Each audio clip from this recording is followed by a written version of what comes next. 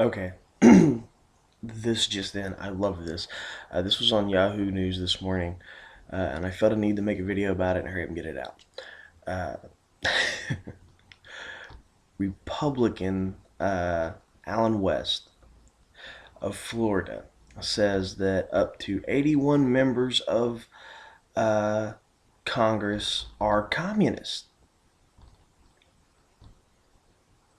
Are you sure it's just 81?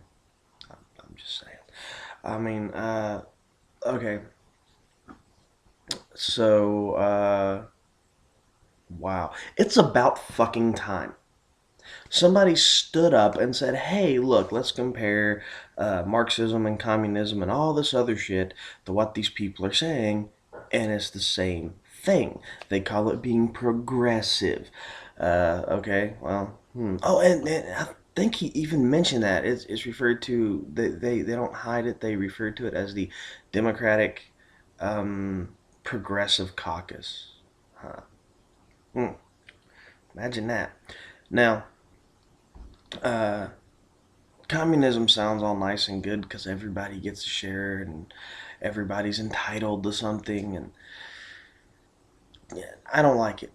You know why? Because it means that if I can be that 10% that's putting 90% into the system, and I'm still only getting, you know, 10% or less than that, depending on how many people there are in the system.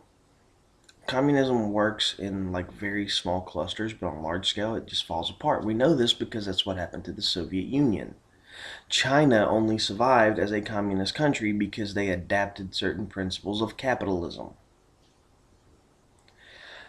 So as we go closer to being like China, China gets closer to being like us, and now we're both kind of somewhere in the middle.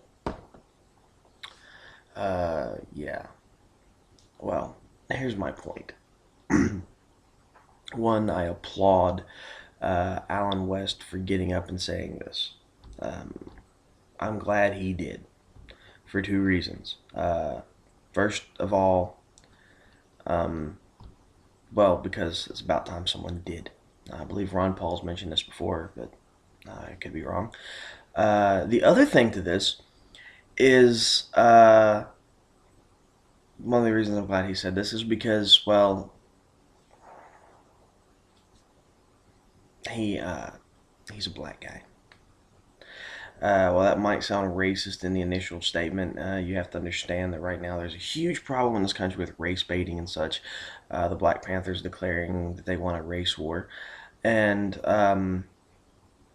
well, here's the thing about it.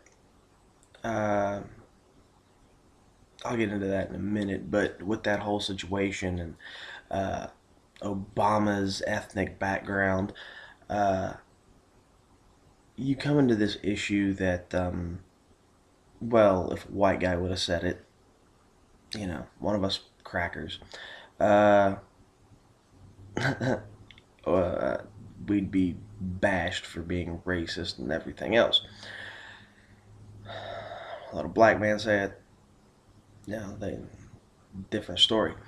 Uh, I suppose I'll probably be calling him an Uncle Tom or something at some effect.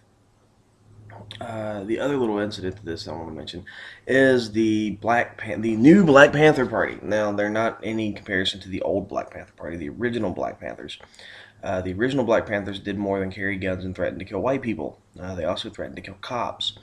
More importantly, they did a lot of stuff for their local communities, building community gardens so people could grow their own food when they didn't have money to buy it, when the government didn't provide it for them or provide them with enough.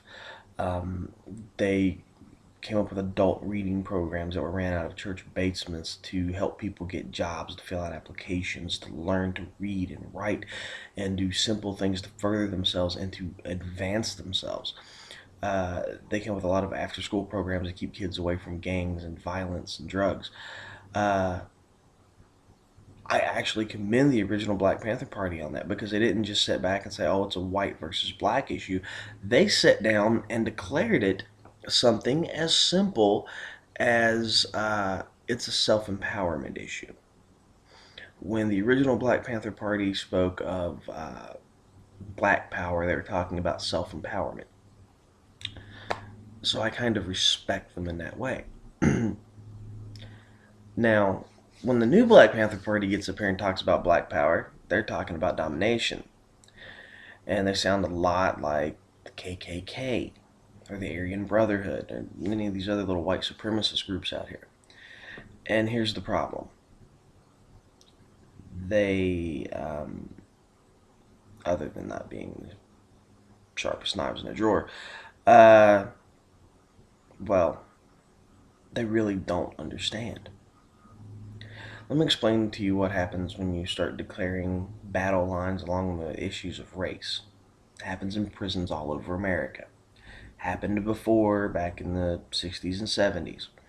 This is part of that whole thing I did on prison-based martial arts. Uh, and it came down to this. A gang of black men they refer to themselves of African descent. They're not even African American. I don't like the term African American because it means you're something other than American. Uh, I'd rather deal with being a white American, even though I'm technically not exactly white, or a black American, even though somebody's more deep shade of brown, than I would sitting here and declaring, you know, uh, that you're of some sort of ethnic background that therefore makes you un-American. We are American.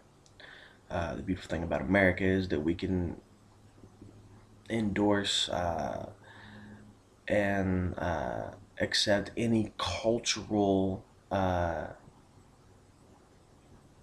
development we choose, whether it be African, Asian, uh, Western, it doesn't matter. Now, that being said, let me explain to you what happened. Okay, see, the Black Guerrilla family decided they were going to overthrow the U.S. government from inside the prison system, recruit violent criminals to go out and commit violent crimes. And these violent crimes would be done as a way of, selling drugs to gain money and uh, weapons and resources so that they could go out and create basically cells which would operate to overthrow the U.S. government. Now, here's the problem. When they did that, they inspired a small Irish biker gang to become the Aryan Brotherhood. The Aryan Brotherhood immediately came up with an alliance with the Mexican Mafia. So when the Black Panthers, or I'm sorry, the new Black Panthers get their race war, what's going to happen is they're going to start killing white people. Yay, get them crackers. And here's the problem. The Latinos, Hispanics, Mexicans, whatever, they're going to say, hey, if they're killing all those honkies over there because they're not black, they're probably going to kill us too. Let's go help the crackers. All the little Asian kids are going to say, hey, look, they're killing white people because they're not black. Hey, I'm not black either. Let's go help the crackers. And then you're basically going to not only set African American culture and the black separationist movement back, oh, I don't know, 50 years, you're also going to be declared domestic terrorist and probably slaughtered wholesale by everyone else who isn't black. Then there's also the implications that when you're talking about a race war, you're talking about essentially a terrorist or a guerrilla campaign. Either way, I don't really care. But we'll use terrorism since the letter of the law in the civilian world is different from the military law of the Geneva Convention. The term terrorist in law enforcement terms refers to anyone who uses violence or the threat of violence as a way to affect public opinion. Your statements have now made you terrorists. If Obama and Eric Holder doesn't go in, then you know what? It becomes a racial issue because they're not doing something about it because they're black. Actually, I think they're a little bit, maybe tad couple shades darker than me. Uh, I mean, they're really not all that black, of African descent looking. Obama's mixed, so I'm sorry. According to the Black Panthers, according to stuff I've seen them say on documentaries, that if you're mixed, you're not really black nor white, so you're almost not human. Which sounds remarkably like something the KKK has said in the past. Either way, here's the situation. At this point, you've declared yourselves to be terrorists. If the FBI, Obama, Eric Holder, the Justice Department, none of these people are coming in to do anything about it, you're screwed.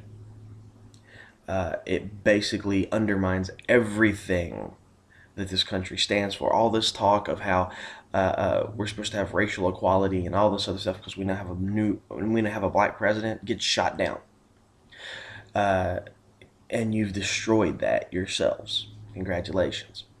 More importantly, you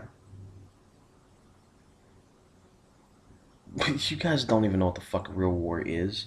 You sat back in your living rooms playing Xbox and Medal of Honor and going out here marching, wearing fatigues and black BDUs and all this other stuff, and you think you know what warfare is. You don't. You don't know what it's like to have a guy that you've basically lived with for months on end, that you know probably better than your own blood, or as good as your own blood. And then to try to patch up a sucking chest wound while he's blowing blood bubbles out of his mouth and wheezing because a bullet punctured his lung. You don't know what it's like sitting there trying to tie off a tourniquet on somebody's leg because their femoral artery is cut. Now, granted, I've never had that particular misfortune myself. A friend of mine who's a medic and has torn him up having to have done that. Okay. And I've had to explain to a great many mothers, sisters, brothers, fathers, wives, children, uh, that their brothers, husbands, sons, fathers were dead. It's not a fun thing to do. It's not something you ever want to do. Because people ask questions. We're not even going to go into that. I'm going to point this out. I don't give a shit if it's the KKK, the new Black Panther Party, the purple people eaters, whatever. You put anyone I care about in danger because of your little race war, and then I'm going to kill you. I'm going to declare war on you. And that's just my mentality. There's millions of people all over this country who have that same mentality. They're not going to be white, some of them are going to be black, some of them are going to be Hispanic, some of them are going to be Asian. And your race war is going to put their family, their lives, their livelihoods in jeopardy because you're going to commit a terrorist act of aggression. Well, you're going to instill martial law, in which case you're going to get slaughtered wholesale by the National Guard. I promise you that. And yeah, I mean, look, a bunch of guys with AK-47s are not going to compare to guys with 240 Bravos and 249 squad automatic weapons and hand grenades and mortars and AT-4 rocket launchers and everything else. In fact, you're less armed than the insurgents in Iraq. You're not going to have a prolonged war. You're going to be shut down within a month. Unless Eric Holder or Obama or some little moron up the chain of command holds back this nation's military. And hell, the police force's military has to the point that they can go in and do what they want. So, it leads to an interesting little thought here. And I should also point out that just as Alan West said, we have up to 81 members of the House that are Marxist. I'm not. Oh no, I'm not sorry. I'm not Marxist. But 81 members, 78 to 81 members of the Democratic Party that are members of the Communist Party. Now, I'll agree with him on that. And Alan West is a former lieutenant colonel in the U.S. Army. So I think he knows a little bit about this from the idea of leading soldiers, being on the front lines, and everything else. Now, isn't the KKK and the Aryan Brotherhood also socialist communist organizations? Isn't the Black Panthers a socialist communist organization? Wasn't Obama's mom? Now, I ain't even talking about his dad. I'm talking about his mother, a uh, communist herself. Now, if you really think about it, Obama's father, his black father, his biological father, was a capitalist. He came over here from Africa, got him a college education, worked, made money, invested his money, made more money, invested in himself, made more money, uh, went back to Kenya with a bunch of money. Um, but we really don't know much about Obama's mom, except that she does have a lot of communist ties. And Obama has a lot of ties to terrorist organizations. And so now here we have Eric Holder sitting here looking at this whole thing with the Black Panthers trying to inspire political activism within the country by invoking fear and declaring a race war and everything else. Well, the logistics of it is simple. You can't have a race war. You're a fucking idiot for even declaring it, for even deciding to want it. You know nothing about warfare. But now we get to see exactly where our country stands. Because if Eric Holder and Obama allow this to continue, the war on terrorism is nothing more than a joke to go take over some other country's oil, or to inspire fear and everything else. Going back to this whole idea of empowering a subjugated minority. And yes, the Black Panthers is a subjugated minority. They expect to live off the government paycheck while everyone else puts into the system because, oh, poor them, they're the ancestors of slaves. Well, get an idea here, assholes. I'm Irish. We were brought over here as slaves to the British.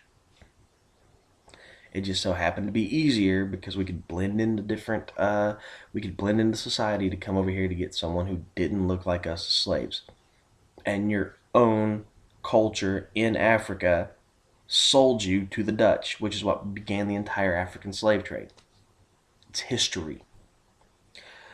Now, all that being stated, you have to look at this and wonder exactly why isn't anything being done to these people when so many members of our government, even stated by members of our government, apparently seem to be adherent, if not card-carrying members of the Communist Party, at least friendly to communist ideologies.